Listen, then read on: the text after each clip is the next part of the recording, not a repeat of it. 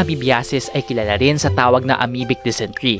Sa kondisyon sa digestive system na ito, ang mga bituka ay nagkaroon ng impeksyon dulot ng amoeba, isang uri ng parasitiko. Maraming iba't ibang uri ng amoeba ang maaaring makapagdulot ng amoebiasis, subalit ang pinakapangkaraniwang sanhi nito ay ang Entamoeba histolytica. Bago natin simulan ng video na ito, huwag kalimutan mag-subscribe sa aming channel para sa mga health and love advice at huwag kalimutan pindutin ang bell button para lagi maging updated sa aming mga bagong videos. Ang taong may amoebiasis ay maaaring hindi magpakita o makaramdam ng mga sintomas, lalo na kung ito naman ay hindi malubha. Kung minsan ay aakalain nila ito na simpleng pagtatae lamang, kaya naman hindi sila nagpapakonsulta sa doktor upang magpasuri. Subalit kadalasan, karamihan sa mga taong may amoebiasis ay nakararanas ng mga sumusunod na sintomas: pagtatae na may kasamang dugo, pagduduwal at pagsusuka, pagsakit ng tiyan, pamumulikat ng mga kalamnan ng tiyan, pagsakit ng tiyan habang dumudumi, pagkakaroon ng lagnat, pagiging dehydrated,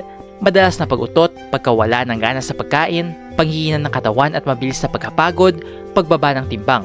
Karaniwang lumalabas ang mga sintomas sa loob ng 1 hanggang 4 na linggo matapos makainom o makakain ng kontaminadong tubig o pagkain. Nag-enjoy ka ba sa video ito? Please hit the like button and subscribe sa aming channel para sa iba pang video tulad nito. Salamat sa panonood!